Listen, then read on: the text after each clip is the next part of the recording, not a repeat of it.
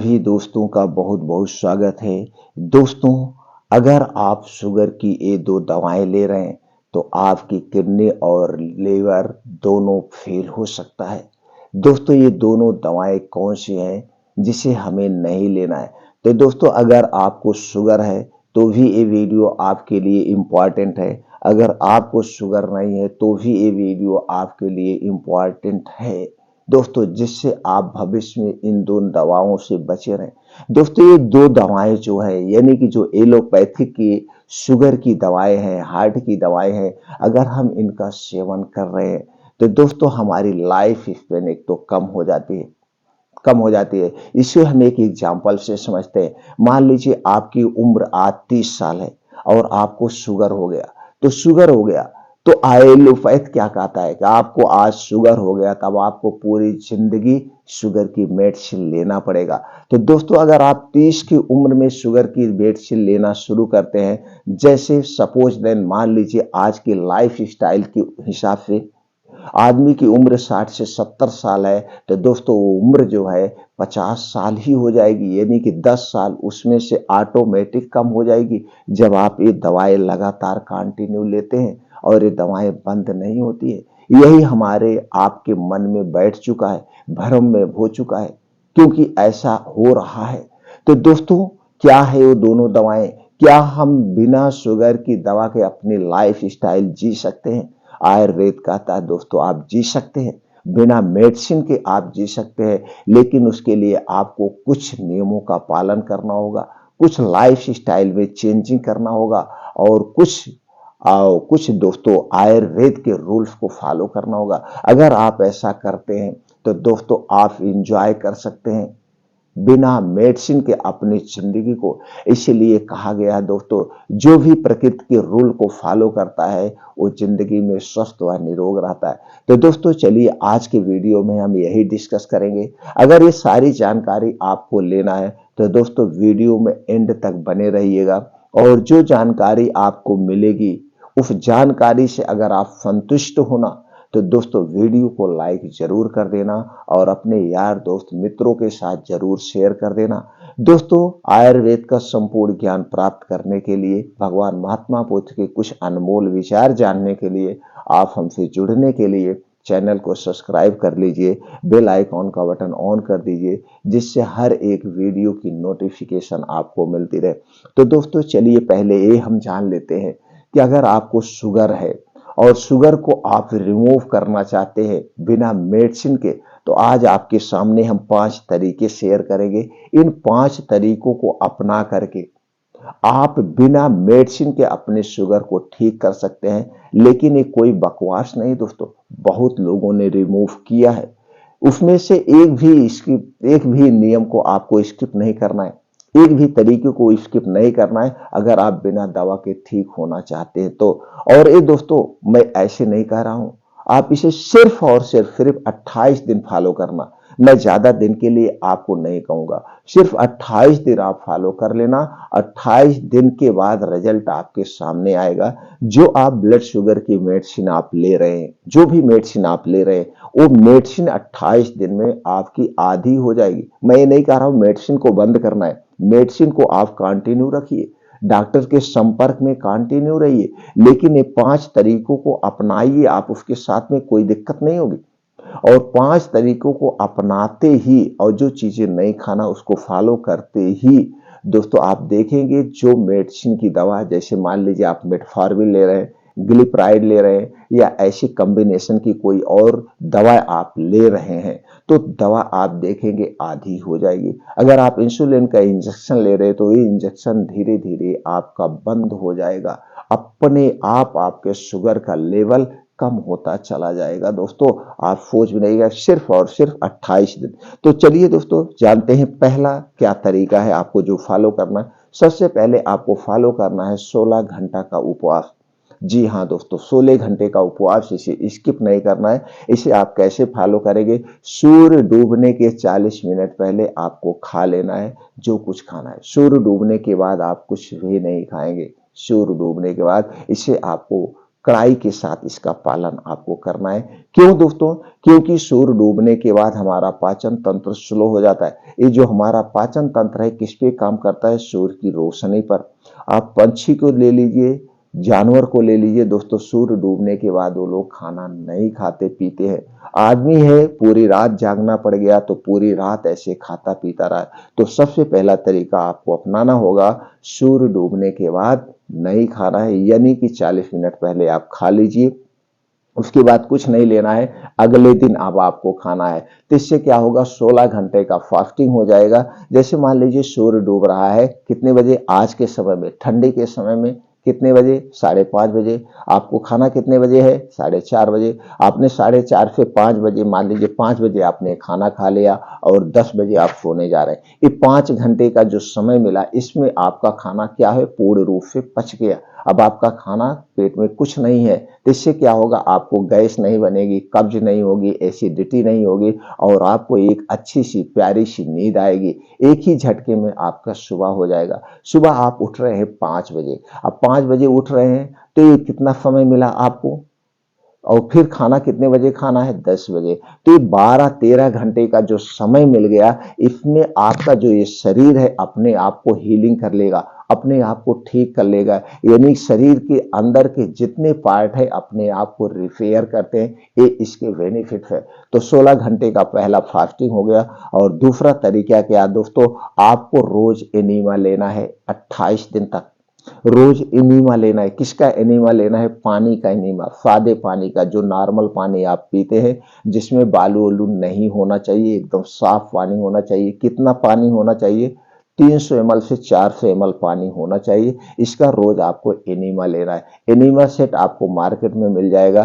तो आपके अगल बगल जो भी नर्सिंग होम हो, या दोस्तों आपके अगल बगल कोई भी स्टाफ नर्स हो या मिडवाइफ हो, या दोस्तों कोई कंपाउंडर हो, या ऐसे आप आसानी से अपने आप ले सकते हैं। इसमें कुछ करना नहीं होता है। या कोई निजी प्रैक्टिशनर है, उनके से एक बार आप जा करके एनीमा कैसे लेना है आप देख सकते हैं। तो इसे डेली लेना है। कब लेना है? रोज सुबह।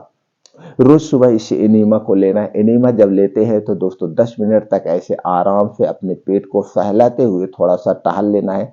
जब आप ऐसे 10 मिनट टहल लेंगे तो ऊपर से प्रेशर बनेगा और आपके आंतों में जो कचड़े जमा हुए हैं, जो आपने आज तक गलत चीजें खा खा के कचड़े जमा किए हैं, वो सारे कचड़े निकल के जाएंगे, आंतें साफ हो जाएगी। हमें आंतों की सफाई करना है, आंतों की सफाई करना है, अंदरूनी सफाई करना है, किडनी की सफाई करना है, सिर्फ सादे पानी से। अब आपके मन में एक प्रश्न उठता होगा, क्या इसके हम आदी हो जाएंगे? नहीं दोस्तों, इसमें कोई दवा नहीं, इसे सिर्फ सादे पानी का एनीमा लेना है, कोई ग्लिसरीन नहीं है, इसका कोई आप आदी नहीं होगे। लगातार 28 दिन। अब आपके मन में ये भी प्रश्न होगा, क्या हम इसे ना करें?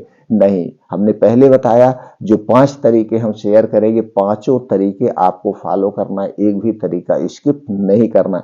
तो आपने 28 दिन तक लेकर के अपने आंतों की सफाई कर दे। अब चलिए दोस्तों हम चलते हैं सुबह की डाइट पर।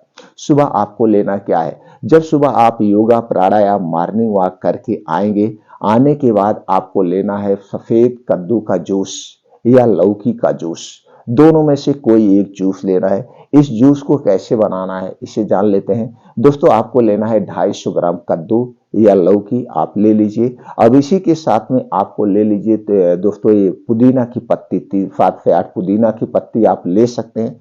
आप चाहे तो इसी में मिला सकते हैं धनिया की कटी हुई, हरी धनिया की कटी हुई 2 चम्मच पत्ती। अब इसे डाल करके आपको जूस निकाल लेना है। बस इसी जूस को आपको पीना है। जब आप योगा प्राणायाम मॉर्निंग वॉक करके आएंगे, इस जूस को पीना है। बस इतना ध्यान देना है। इसके 3 घंटे बाद तक, 3 घंटे बाद तक आपको खाना नहीं लेना है। 3 घंटे बाद तक ये साफ सफाई का काम करेगा। और इसके जब इस जूस को आप पी लेंगे, इस जूस को पीने के 2 घंटे के बाद आपको क्या लेना है वो भी देख लीजिए। उसके बाद एक काढ़ा आपको पीना है। ये डिटॉक्स काढ़ा है। ये डिटॉक्स काढ़ा में क्या है? आपको दोस्तों पानी लेना है 2 कप और इसी में डालना है आधा चम्मच जीरा का पाउडर, आधा चम्मच मेथी दाना आपको लेना है और इसी में डालना है आपको दालचीनी का 3 से 4 इंच का एक छोटा सा टुकड़ा और इसी में डालना है आपको गिलोय का चूर्ण। गिलोय का चूर्ण आपको मार्केट में मिल जाएगा। किसी अच्छी कंपनी का आप ले लीजिएगा। गिलोय का चूर्ण आधा चम्मच। ये कितना चीजें हो गई, ये 4 चीजें हो गई। 2 कप पानी में 4 चीजें डाल के उस पानी को खूब उबालना है। वो पानी जब आधा कप रह जाए, यानी कि 1 कप जितना पानी है, 2 कप पानी है तो 1 कप जब वो पानी रह जाए, इसी काढ़े को आपको रोज सुबह पीना है। कितनी देर बाद, इस जो जूस आप पिए हैं, जूस पीने के 2 घंटे के बाद इसे आपको रोज पीना है। अब इसके 1 से 1.5 घंटे के बाद ही कुछ खाना है। उधर साफ सफाई का काम कर दिया। अब आप जब इसे काढ़ा को पिएंगे तो आपकी आंतों को, किडनी को डिटॉक्सिफाई कर देगा। जैसे भूख नहीं लग रही है, भूख लगने लगेगा। जो पेट में गैस, कब्ज, एसिडिटी है उसे ये दूर कर देगा। अब ये सारा प्रोसीजर आपका हो गया, मान लीजिए 7 बजे से 11 बजे तक। 7 से 11 तक ये प्रोसीजर हो गया। अब 11 बजे आपको अनाज वाला खाना लेना है। जो भी आप अनाज में खाते हो वो आपको लेना है। जैसे जो भी परहेज आप कर रहे हो वो करिए। अनाज में जैसे दाल, चावल, मल्टीग्रेन, जो भी आटे आप लेने, अनाज वाला खाना लेना है। ये खाना कितने बजे लेना है, 11 से 12 बजे के बीच में। अब आप रात में खाना कब खाया था, शाम को 5 बजे खाया था, और फिर इस समय कितने बजे खा रहे हैं, 11 से 12। अभी 16 घंटे की आपकी फास्टिंग हो गई। इसमें आपके आंतों की, लेवर की, यानी जो शरीर के अंदर के पार्ट हैं, इनके साफ सफाई का काम हो गया। अब दोस्तों, दिन भर में आपको एक सलाद लेना है। सलाद लेने से पहले जान लीजिए, सलाद खाने के कुछ नियम होते हैं। सलाद को हमें जब भी खाना चाहिए, दिन में खाना चाहिए, रात में नहीं खाना चाहिए। सलाद जब भी खाइएगा, इसे खाने के साथ नहीं खाना है, खाने के स्थान पर सलाद को खाना चाहिए। सलाद खाने के 1 घंटे पहले और सलाद खाने के 3 घंटे बाद तक हमें कुछ नहीं खाना पीना चाहिए। कुछ नहीं खाना पीना। सलाद का वजन कितना होना चाहिए, एक दिन में हमें सलाद कितना खा सकते हैं, जितना आपका वजन है, वजन का 5%। जैसे आपका वजन 50 किलो है तो आप 250 ग्राम सलाद लीजिए। आपका वजन अगर 60 किलो है तो आप 300 ग्राम सलाद हमें लेना है। तो दोस्तों, सलाद में कौन कौन सी चीजें होंगी, चलिए वो जान लेते हैं। ये दोस्तों, जो हमने सलाद में शामिल किया, जिन चीजों के, सारी चीजें अपने आप में सर्वगुण संपन्न है। हमारे आंतों को, किडनी की, फेफड़े की, सबकी साफ सफाई का भी काम करते हैं। ऊपर से दोस्तों, हमारे शरीर की रोग प्रतिरोधक क्षमता बढ़ती है। हमारे शरीर में अगर कोई बीमारी हो, उस बीमारी को रिमूव करने में मदद करती है। तो चलिए जान लेते हैं, सलाद आपको कौन सा चीजों का लेना है। आपको लेना है गाजर 100 ग्राम, चुकंदर 50 ग्राम, टमाटर 50 ग्राम आपको लेना है। प्याज ले लीजिए अपने स्वाद अनुसार, अगर आप खाते हैं तो ले सकते हैं। आप मूली खाते हैं तो मूली भी ऑप्शनल है, प्याज और मूली ऑप्शनल है, आपको अच्छा लगे तो ले सकते हैं। अब इसी में डालना है अदरक का 3 से 4 इंच का एक टुकड़ा, लहसुन 3 से 4 कली आपको लेना है, और भुना हुआ जीरा पाउडर आपको आधा चम्मच लेना है। पुदीना की 7 से 8 पत्ती लेना है। हरी धनिया की पत्ती कटी हुई 2 चम्मच। ये आपका 1 प्लेट सलाद रेडी हो गया। तो इसमें आप मात्रा घटा बढ़ा सकते हैं अपने वजन के हिसाब से। जितने आपका शरीर का वेट है उसका 5% आप मात्रा घटा बढ़ा के आप ले सकते हैं। अब ये सारी चीजें आपको सलाद के रूप में खाना है। अगर आपको दांत नहीं है या ये सारी चीजें आपको खाने में अच्छा नहीं लग रहा है, कोई बात नहीं, इन सारी चीजों का आप जूस निकाल लीजिए, आप इस जूस का सेवन कर लीजिए। बस वही नियम लागू होगा। इसे पी खाने के बाद 3 घंटे तक कुछ नहीं खाना पीना। तो इस सलाद को भी हमें स्किप नहीं करना है। सलाद में जितनी चीजें आप जान रहे हैं दोस्तों, ये सर्व गुण संपन्न है। आपके शरीर को ताकत तो देगी, ऊपर से डिटॉक्सिफाई का काम करेंगी। अब दोस्तों, शाम में चलते हैं। शाम को आपको लेना क्या है, शाम को 5 से 6 बजे के बीच में, या दिन में एक बार शाम को सूर्य डूबने के बाद भी इसे आप ले सकते हैं। अगर शाम को 5-6 बजे आप खाना खा रहे हैं तो इसे 7-8 बजे भी रात में ले सकते हैं। क्या लेना है, आपको लेना है ताजे आंवले का रस। ताजे आंवले का रस लेना है आपको 15 ml। इस रस को कैसे आप निकालेंगे, आप मार्केट से आंवला खरीदिए, 2 से 3 आंवला लीजिए, उसे दोस्तों आप मिक्सर में डाल के इसको चटनी टाइप में बना लीजिए। फिर इसी को ऐसे कपड़े में रख करके निचोड़ लीजिए, इसका रस आप निकाल लीजिए। अब इसी का रस लेना है। वैसे तो मार्केट में आंवले का रस मिल जाएगा, लेकिन उतना वो सही नहीं होगा जो आपके घर का है। इसलिए घर का ऐसे ताजा आंवला निकाल के रस तैयार करिए। कितना लेना है, 15 ml। और इसी में डालना है दोस्तों हल्दी पाउडर आधा चम्मच, हल्दी पाउडर आधा चम्मच, और शहद लेना है 1 चम्मच। इसी रस में शहद 1 चम्मच, हल्दी पाउडर आधा चम्मच या 1 चम्मच का चौथाई भाग आप ले सकते हैं। मिला करके इसको लेना है। बस इसके लेने के इसके लेने के दोस्तों बाद तक आपको कुछ नहीं खाना पीना है, आधे घंटे 1 घंटे तक। ये हो गया चौथा तरीका। अब इसे कितना दिन तक लेना है? इसे 28 दिन तक लेना है। 28 दिन में आप देखेंगे आपका ब्लड शुगर लेवल कम हो गया और आप डॉक्टर के संपर्क में। अगर आपका ब्लड शुगर लेवल बहुत कम हो जाए तो कभी भी थोड़ा सा गुड़ आप ले लेंगे तो फिर बैलेंस में हो जाएगा। तो ये हो गया चौथा स्टेप। अब दोस्तों बचता है पांचवा तरीका। ये 4 तरीका आपने अपना लिया, अब बचा है चौथा तरीका दोस्तों, पांचवा तरीका। पांचवें तरीके में क्या होगा? पांचवें तरीके में हमने शामिल किया है दोस्तों कुछ योगा, प्राणायाम, मेडिटेशन, और ये हम जानते हैं कौन सी चीजें नहीं खाना है। क्या खाने से शुगर होता है, जो सबसे इंपॉर्टेंट है, ये तो हमने बता दिया, यही चीज खाना है दोस्तों। इसके अलावा आपको 28 दिन तक कुछ नहीं खाना है। 28 दिन तक जब आप इसको फॉलो करेंगे तो आप देखेंगे जो आप ब्लड शुगर की दवा ले रहे हैं वो ब्लड शुगर की दवा कम हो जाएगी। वो ब्लड शुगर की दवा कम हो जाएगी और धीरे धीरे दोस्तों इसको आप 28 दिन फिर कंटिन्यू करेंगे, वो दवा फिर आधी की आधी हो जाएगी। फिर 28 दिन आप इसे कंटिन्यू करेंगे, फिर आधी की आधी खत्म। मतलब 3 से 4 स्टेप इसी तरह से करते करते जो आप ब्लड शुगर की दवा ले रहे हो दोस्तों धीरे धीरे आपका कम हो जाएगा और चौथे स्टेप में जाते जाते आपके ब्लड शुगर की जो दवा चल रही है वो दवा बंद हो जाएगी। अब दोस्तों ब्लड शुगर किस कारण से होता है, ये डायबिटीज किस कारण से होता है, कौन सी चीजें जो हमें नहीं खाना है, चलिए दोस्तों उस पर थोड़ा सा प्रकाश डालते हैं और फिर अगले स्टेप में जानते हैं योग कौन सा योगा आपको करना है डेली कंटिन्यू। दोस्तों हमारे शरीर में 3 दोष पाया जाता है, जैसा कि हमने हर एक वीडियो में बताया है और इस पर भी हमने बहुत सारे वीडियो बनाए भी हैं। 3 दोष, वात दोष, पित्त दोष और कफ दोष। जब हमारे शरीर का वात पित्त कफ बढ़ता है तभी हमारे शरीर में कोई बीमारी होती है, अन्यथा नहीं होती। हमारे शरीर का अगर वात रोग बढ़ गया तो 50 से 60% बीमारी होंगी, कफ रोग बढ़ गया तो दोस्तों 15 से 10 से 5% बीमारी होती है, और जब हमारे शरीर का पित्त रोग बढ़ता है तो दोस्तों 15 से 20% बीमारी होती है। यानी कि 100% जो बीमारी होती है जब हमारे शरीर का वात पित्त कफ बढ़ जाता है तभी बीमार होते। अब हमें यहीं पे जानने की जरूरत है वात पित्त कफ को बढ़ाने वाली कौन सी चीजें हैं, इन्हें आपको नहीं खाना। दोस्तों इन्हें आप ना खाएंगे तो कोई फर्क नहीं पड़ेगा बल्कि आपको फायदा होगा, लेकिन इसे खाते हैं तो नुकसान जरूर होता है। ऐसा कोई कह दे कि इन्हें खाने से नुकसान नहीं होता तो मैं दोस्तों मान लूंगा। तो ये सारी चीजें अगर आप खा रहे हैं तो आज से छोड़ दीजिए। अगर आपको शुगर नहीं है तो इन चीजों का आप खाना छोड़ दीजिए, आपको कभी शुगर होगा ही नहीं। तो चलिए जानते हो कौन सी चीजें हैं जिसे खाने से शुगर क्या तरह तरह की बीमारियां होती है।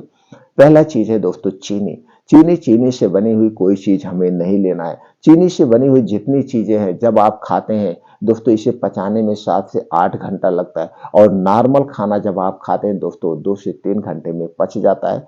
चीनी बनने में 5 से 6 प्रोसीजर होता है और इसी में दोस्तों एक तरह का केमिकल मिलाया जाता है जिसे हम सल्फर कहते हैं। सल्फर हमारे स्वास्थ्य के लिए हानिकारक है, एक गैस बनाता है, एसिडिटी बनाता है और इसके बहुत सारे नुकसान हैं। इसलिए चीनी से बनी हुई कोई चीज हमें नहीं लेना है। दूसरी चीज है दोस्तों मैदा।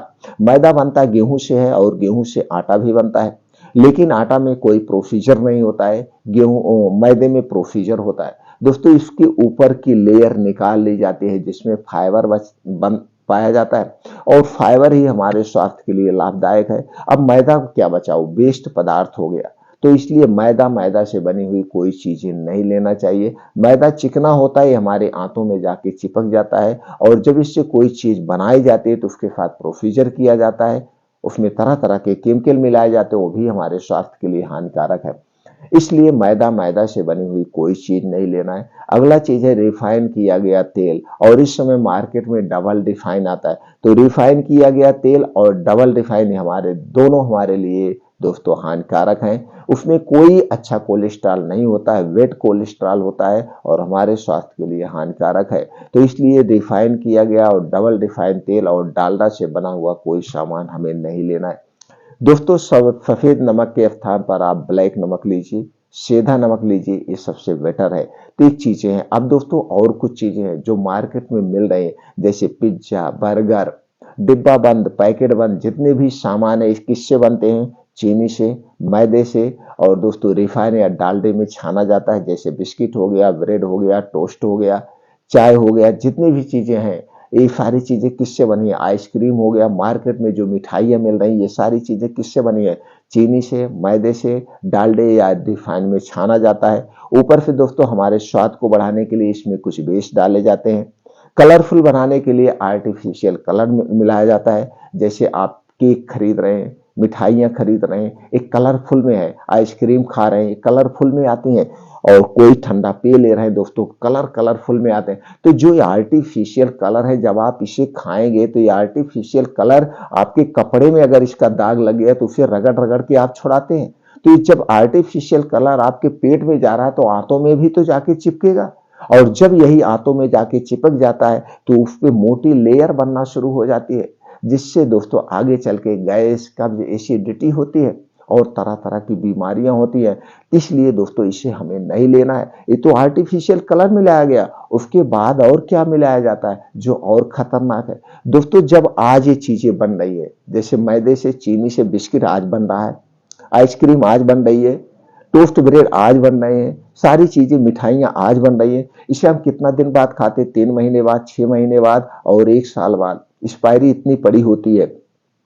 तो दोस्तों आप सोचिए, बन आज रहा, हम 6 महीने बाद खा रहे हैं, 3 महीने बाद खा रहे हैं, इतने दिन की इसकी एक्सपायरी डाली जा रही थी। इसे सुरक्षित रखने के लिए कुछ ना कुछ केमिकल डाला हो जाता है, कुछ ना कुछ प्रिवेंटिव डाले जाते हैं, जिसे एक प्रकार का हम कीटनाशक यानी जहर कह सकते हैं। तो थोड़ा थोड़ा जहर करके हम रोज खा रहे हैं। तो इसका जो जहर का अंश है कहाँ जा रहा है? हमारे शरीर में जा रहा है। तो कहाँ जाएगा? हमारे आंतों में जमा होगा और धीरे धीरे हमारी आंतें बीमार होने लगती है। तो जितना भी पैकेट बंद, डिब्बा बंद या जो भी सामान है, इन्हें आज से खाना आप छोड़ दीजिए। घर का नेचुरल चीजें खाइए, तो दोस्तों आप स्वस्थ व निरोग रहेंगे। अगला क्या ले? ठंडा पेय पदार्थ, चाहे कोल्ड ड्रिंक्स हुआ, ठंडा पानी हुआ, अल्कोहल हुआ, तंबाकू हुआ, बीड़ी हुआ, सिगरेट हुआ, इनका सेवन हमें नहीं करना चाहिए दोस्तों। कोल्ड ड्रिंक सबसे ज्यादा पॉइजन का काम करती है हमारे शरीर में।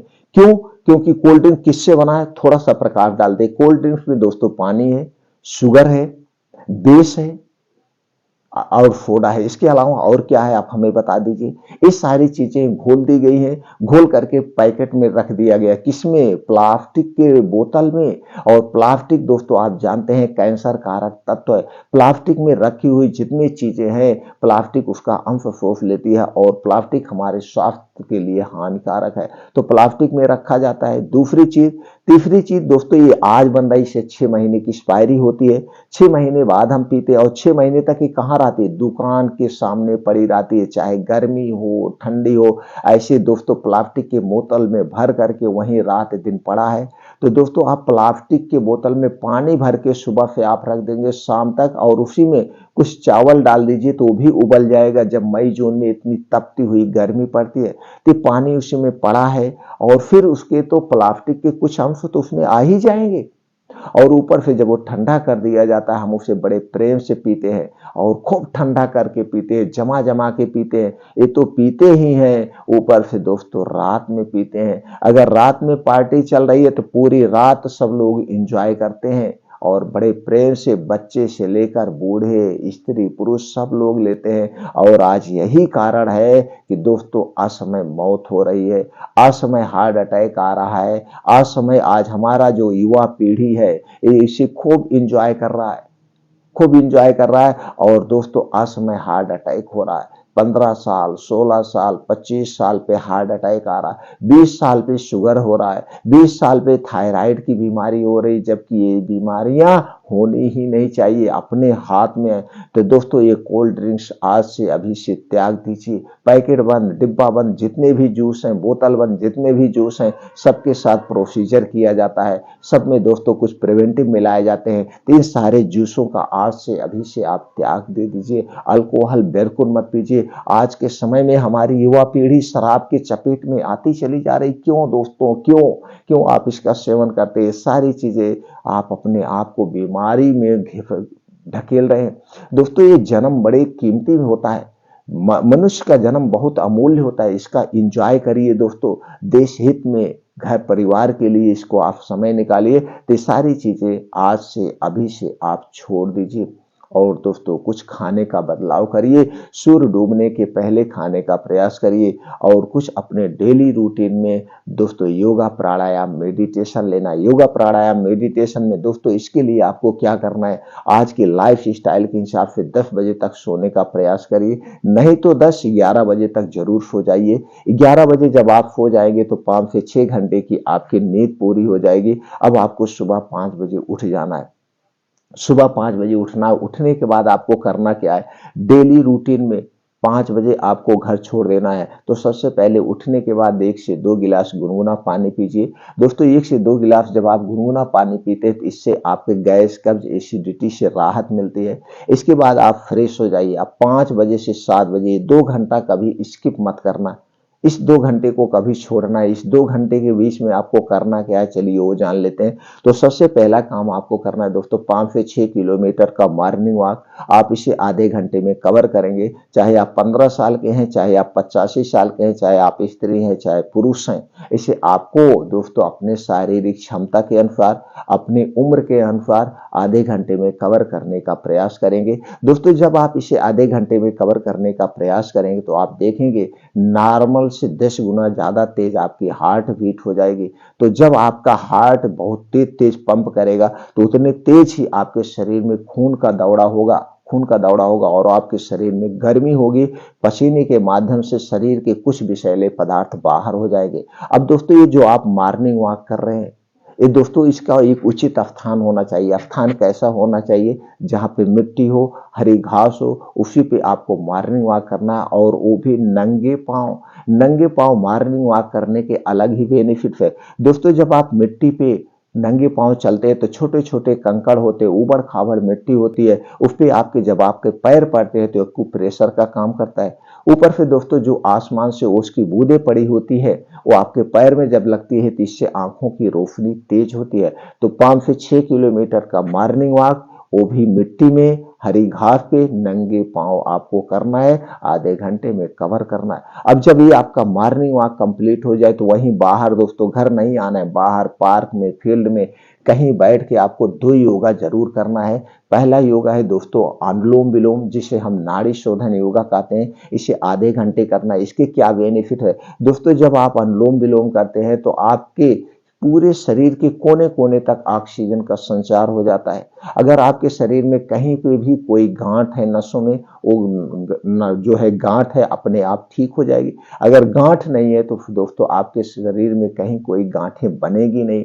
ये जब आपका आधे घंटे कंप्लीट होने के बाद, इसके जस्ट तुरंत बाद आपको दोस्तों 10 से 15 मिनट का आपको कपाल भांति करना है। दोस्तों जब आप 10 से 15 मिनट कपाल भांति करते हैं तो इससे क्या फायदा है दोस्तों, आपके पाचन तंत्र से संबंधित, लीवर से संबंधित, आंतों से संबंधित, किडनी से संबंधित जितनी बीमारी हैं स्वतः ठीक हो जाती है। अगर नहीं है तो बीमारी नहीं होगी। इसलिए ये 2 योगा आपको स्किप नहीं करना है। 2 योगा करने के बाद आपके पास समय है, वहीं पे बैठ के दोस्तों कुछ और मेडिटेशन करिए, जैसे ध्यान करिए, वज्रासन करिए और लास्ट में आपको 15 से 20 मिनट अपने अंदर की शक्ति को जागृत करना है। दोस्तों हमारे शरीर में 2 माइंड होता है, एक कॉन्शियस माइंड और एक सब कॉन्शियस माइंड। तो दोस्तों ये जो सब कॉन्शियस माइंड है कुछ नहीं जानता है, ये पागल होता है। अगर आप इमली के पेड़ कहेंगे आम का पेड़ है तो ये कहेगा आम का पेड़ है, जब तक उसका नाम चेंज नहीं करेंगे। इसलिए हमेशा सकारात्मक सोचिए। आप सकारात्मक सोचिए। आपको कैसे सोचना है, आपको ध्यान में बैठ जाना है 15 से 20 मिनट। आप अपने अंदर की शक्ति को जागृत करना है। अगर आप 60 साल के हैं तो आप सोचिए आप अभी 25 साल के हैं, 30 साल के हैं, और जब आप 25-30 साल की उम्र में थे उस समय आपके शरीर में कौन सी एक्टिविटी थी, आप उस समय कौन सा ऐसा अच्छा काम करते थे, वही अमेजिंग करिए और वही फुर्तीला समय सोचिए। उस समय मैं कितना फुर्त था, कैसे काम करता था, कैसे बच्चों के साथ एंजॉय करता था, वही सारी चीजें आप सोच सोच के अपने आप को खुशी दीजिए। तो हमेशा क्या सोचना है, सकारात्मक सोचना है। और लास्ट में दोस्तों आपको चिंता मुक्त जीवन जीना है, चिंता बिल्कुल नहीं करना है। तो दोस्तों आपको अगर स्वस्थ व निरोग रहना है, डायबिटीज को बिना दवा के ठीक करना है, तो जो हमने 5 तरीका बताया उन 5 तरीकों को फॉलो करना है। उसके बाद दोस्तों क्या नहीं खाना उसे आपको आज ही आज से छोड़ दीजिए 28 दिन के लिए। 28 दिन बाद आप देखेंगे कैसा रिजल्ट आपके सामने आता है। और डेली रूटीन में योगा, प्राणायाम, मेडिटेशन करना है। अब दोस्तों हम ये जानते हैं कौन सी वो दवाएं हैं एलोपैथ की जिसे खाने से किडनियां और लीवर फेल होते हैं। जितनी भी दोस्तों एलोपैथिक मेडिसिन दवाएं हैं शुगर के लिए, इसको अगर आप कंटिन्यू खा रहे हैं तो आपकी एज कम हो जाएगी, यानी कि लाइफ स्पेन, आपकी उम्र ऑटोमेटिक कम हो जाएगी। हमने पहले बताया इस सारी दवाओं को, जो भी आप मेडिसिन ले रहे हैं, आप जाना दोस्तों गूगल पे सर्च करना, इसके क्या साइड इफेक्ट हैं आप खुद जान जाएंगे। जो भी मेडिसिन आप ले रहे हैं, मैं तो ये नहीं जान रहा हूं कौन सी आप ले रहे हैं, मेटफॉर्मिन ले रहे हैं, ग्लिपराइड ले रहे हैं, आप ये कौन सी दवाएं ले रहे हैं, इंसुलिन का इंजेक्शन ले रहे हैं, तो आप वहां पे जाके सर्च करेंगे तो वहां पे ये भी लिखा है कि metformin 500 mg, 750 mg, 1000 mg, 800 mg आपको कितने दिन तक लेना है उसमें लिखा गया है, और उसके साइड इफेक्ट भी आपके सामने आ जाएंगे। या दोस्तों एक सिंस किताब आती है, एक मिम्स किताब आती है, उसमें भी लिखा हुआ है, तो आप खुद सर्च करके आप देख सकते हैं। लेकिन आप उसे कितना दिन ले रहे हैं, पूरी जिंदगी ले रहे हैं। अभी आज डॉक्टर के पास जा रहे हैं, दवा लेके आ रहे हैं, फिर अगले बार 1 महीने बाद जा रहे हैं, तो बहुत किया जाता है, इतना ग्रुप को चेंज कर दिया जाता है। इस ग्रुप के बजाय आपको उस ग्रुप की दवा दे दी जाएगी, इस फार्मूले के बजाय उस फार्मूले की दवा दे दी जाएगी, बस इसके अलावा कुछ नहीं होता। तो ये सारी चीजें आप सर्च करके खुद जान सकते हैं। तो जितनी भी दोस्तों ये दवाएं हैं शुगर की, तो दोस्तों आप एलोपैथिक दवाओं से बचना चाहते हैं तो प्राकृतिक रूल्स को फॉलो करिए, क्योंकि हमारा ये शरीर प्रकृति से बना हुआ है, तो प्रकृति नियमों का आप फॉलो करिए। ये जो बाहर की चीजें इन्हें आप छोड़ दीजिए। अब ये होता है। उसके बाद दोस्तों अगर आपको शुगर नहीं है तो आज से ही अपनी लाइफ स्टाइल में चेंजिंग लाइए। हरी साग सब्जियां जो हैं मौसम के हिसाब से इनका खूब सेवन करिए। ताजे फलों का सेवन करिए मौसम के हिसाब से। कुछ बीन्स है उन्हें अंकुरित करके खाइए, या वैसे रात में भिगो के सुबह खाइए।